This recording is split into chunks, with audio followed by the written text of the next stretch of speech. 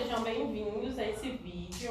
Nós somos discentes do curso de licenciatura em História na UFTM. Vamos falar um pouco sobre democracia e como se deu a formação da democracia no Estado brasileiro. Falando um pouco sobre os processos históricos, sobre cultura política, ditadura, entre outros.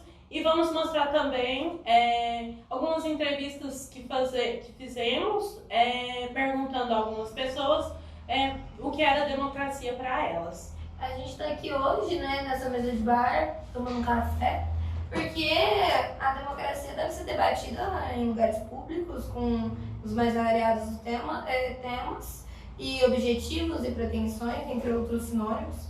Então a gente vai falar um pouquinho sobre isso, que a Jennifer falou agora, e a gente vai divagar um pouco das nossas opiniões públicas. E é isso. Vinheta.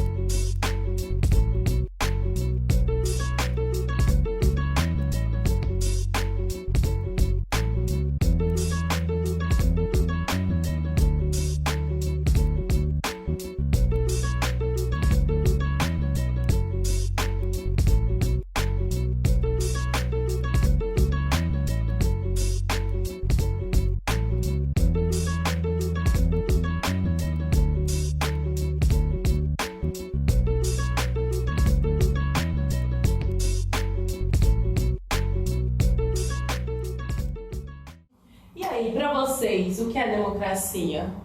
Então, pessoal, antes de falarmos sobre democracia no Brasil, nós temos que falar sobre o processo de constituição da formação histórica desse país. O Brasil, como todos sabem, no processo de colonização, ele foi invadido, essas terras foram invadidas pela coroa portuguesa, por Portugal, lá no século XVI, em 1500, onde as populações que aqui estavam sofreram as mais diversas violações, genocídios, massacres e escravizações, assim como os povos africanos que foram retirados do seu continente e levados para cá, para o Brasil, que também sofreram o processo de escravização. Nesse sentido, nós temos que atentar e visualizar que esse país e a elite colonial portuguesa que estava aqui, ela teve como principal objetivo marginalizar essas populações, escravizar essas populações subalternas para explorar ao máximo e extrair riquezas que fossem repassadas para a metrópole, que é o sentido da colonização, como o Caio Prado Júnior aponta no seu livro, Formação do Brasil Contemporâneo.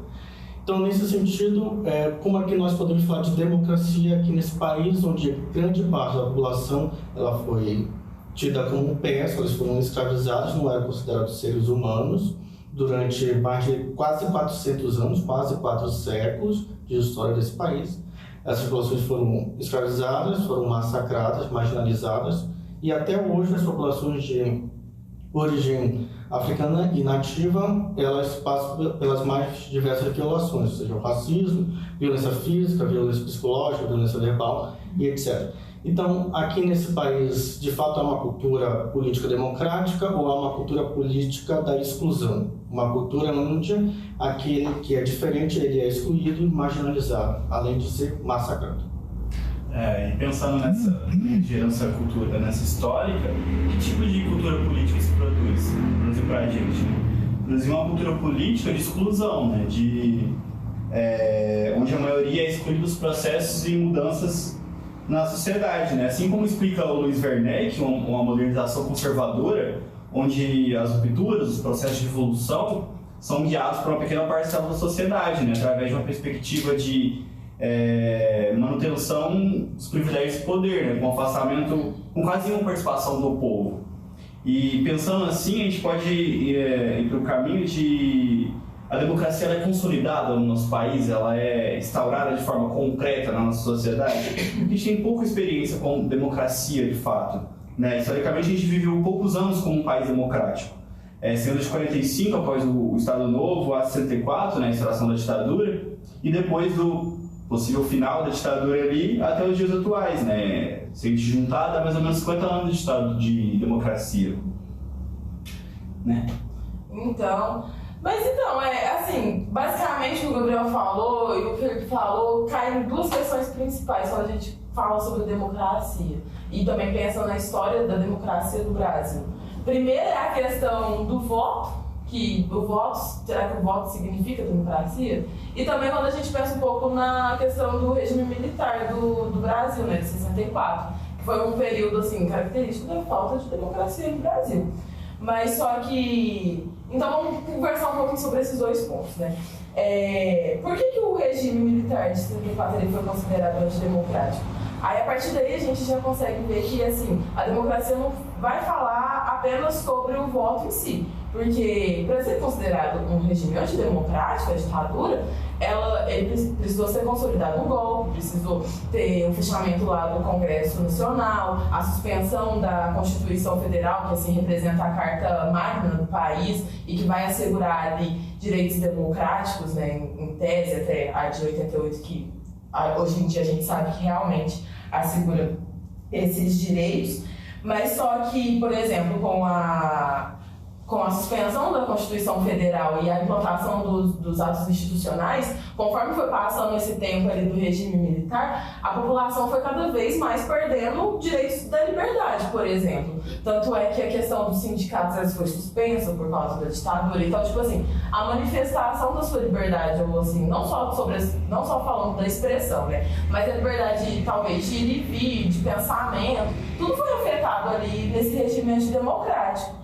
Então, assim, a partir disso a gente já consegue ver que a democracia não quer dizer só sobre o voto. Tanto é que durante a ditadura militar houve votação, houve eleição. Só não havia eleição direta com participação popular para presidente da República. Havia votações ali para governador de estado, para prefeito que utilizaram dessa participação popular, né? Configurava uma democracia, né? E aqui são os aspectos, né, da democracia. Não é o que passa no imaginário social até hoje, que você ir lá votar, você está exercendo a democracia, né? E meio que aí forma esses mitos, vamos dizer assim, que você passa a sua responsabilidade para outra pessoa e não se assume também como responsabilidade do coletivo e também do individual, né? Você passa a sua responsabilidade de procurar outras coisas pelo voto para outras pessoas e meio que fala, esse vai ser o salvador, quando na verdade não é assim. Então, pessoal,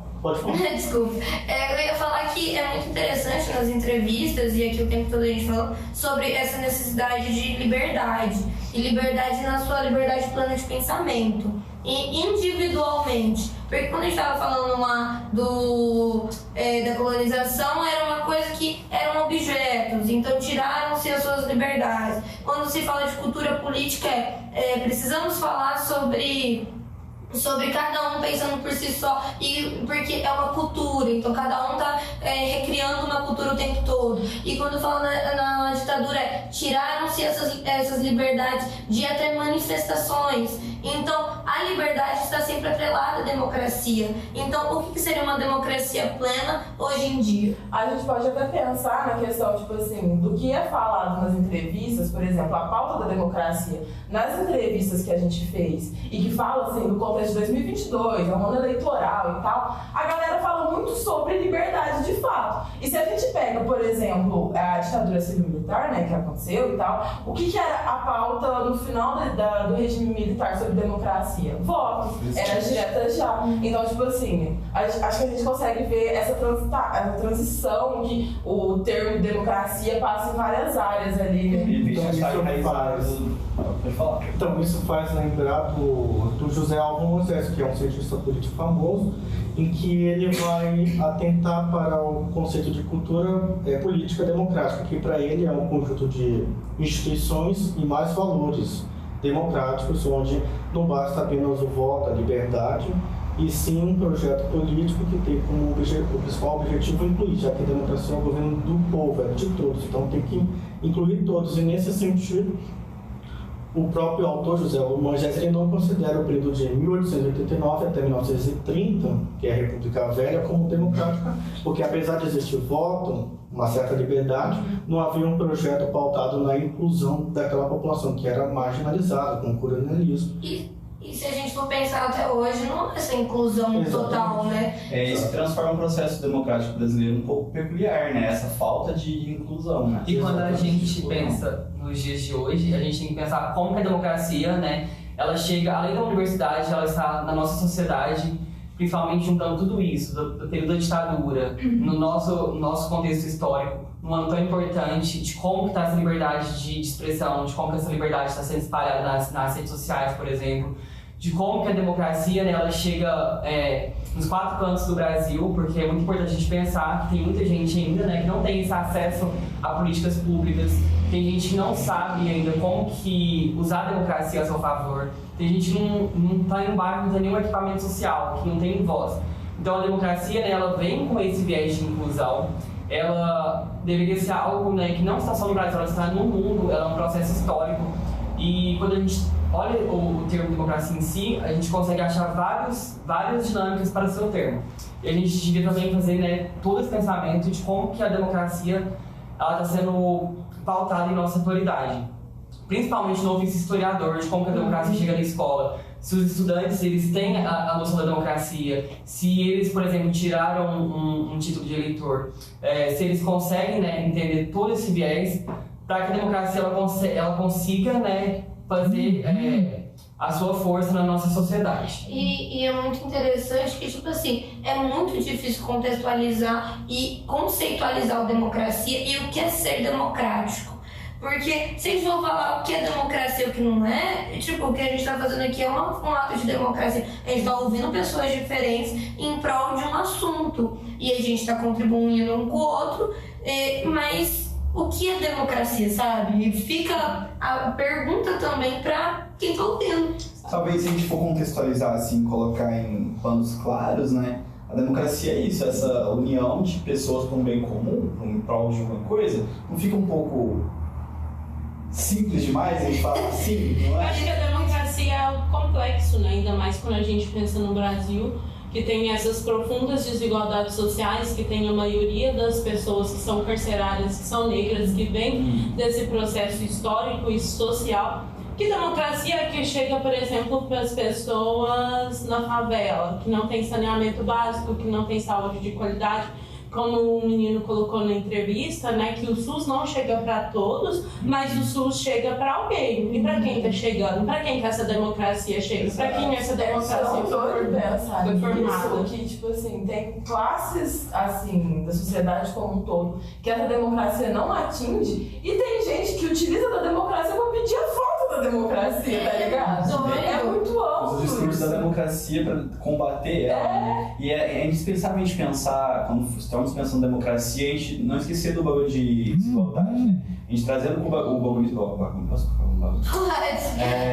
trazendo o conceito histórico de desigualdade, toda a nossa herança cultural, essas pessoas que foram marginalizadas, elas estão excluídas na sociedade atual. Então, elas sofrem de uma desigualdade tão extrema que democracia e conceitos políticos se tornam banais, assim. Sim, porque não faz sentido na realidade Numa luta dela. pela sobrevivência, discutir quem vai estar sendo governador, prefeito da cidade, não interessa, eu preciso comer. Sim, Então, a gente pensa nisso na Carolina Maria de Jesus, quem já leu o livro dela, né, que ela fala muito sobre a fome, que como que uma pessoa que trabalha o dia inteiro, cata papelão, às vezes ganha R$1, sei lá, por um monte de reciclagem, vai pensar em alguma coisa democrática, né? Então, acho que quando a gente coloca a democracia, a gente tem que colocar muito isso. Para quem quer essa democracia, para quem ela foi feita e de que forma ela foi feita e no contexto que ela foi feita. Sim, são perguntas muito importantes. Sim, porque é algo bastante. É muito doido porque se a democracia é a da maioria, qual que é a maioria do Brasil? E o que essa maioria pensa? Porque a gente fala de maioria, mas a maioria é feita de 1 em 1. Então, esse 1 em 1, ele tem que se articular e se pensar e e principalmente se pensar, porque quando se pensa, se faz política. E hoje em dia, o se pensar não tem tempo. A gente tá matando um leão por dia. Tá, e a gente tem que pensar também como que as instituições, seja elas municipais, estaduais, essa hierarquia, o que eles estão fazendo, né, para que a democracia aconteça. Porque não adianta só a gente, como população, como atores sociais, a gente fazer, né, nossa busca pela democracia se não tem uma força, né, que está girando para que a democracia aconteça, porque as políticas públicas elas têm que acontecerem. As pessoas precisam ser atendidas, como a Ana falou, tem gente que está lá na margem de tudo e não consegue chegar, né, a esse acesso, não sabe nem como buscar, né, a sua busca pela democracia. Por isso que a gente pensa toda essa complexidade quando a gente pensa em como que a democracia está sendo funcionada no Brasil em 2022. Então, eu vou fazer a mesma pergunta que a gente fez para os entrevistados, né? O que é democracia? Pra gente finalizar isso aqui. Eu acho que não tem como a gente responder. Fica aí pro próximo café, que aí talvez um brilho na minha cabeça. Mandem nos comentários. Comentem logo aqui. E aí, o que é democracia pra vocês? Boa! É isso. Obrigada, gente. E a gente fica por assim. Caralho, de arrasou. Vamos montar o pote delas?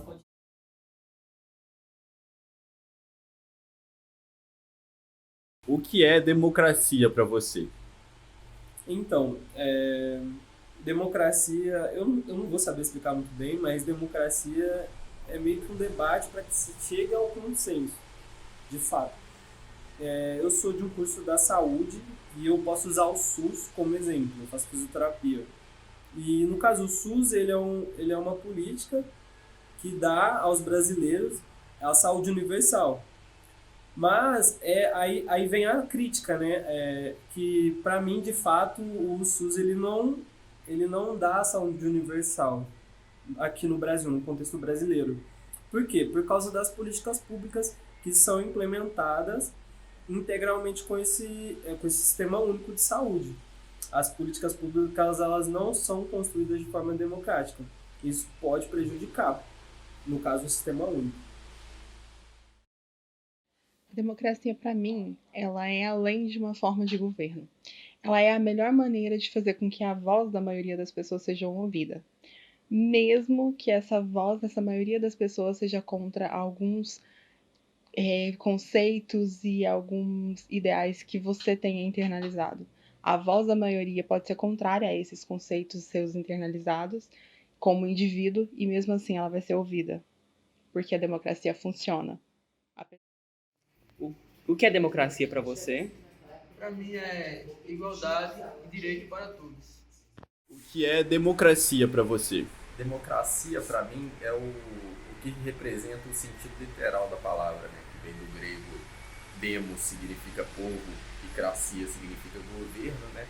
E para mim a democracia só funciona a partir do momento onde o povo tem o poder das escolhas e decisões a serem tomadas, onde o povo é representado diretamente em tudo que se diz respeito ao futuro da sua nação.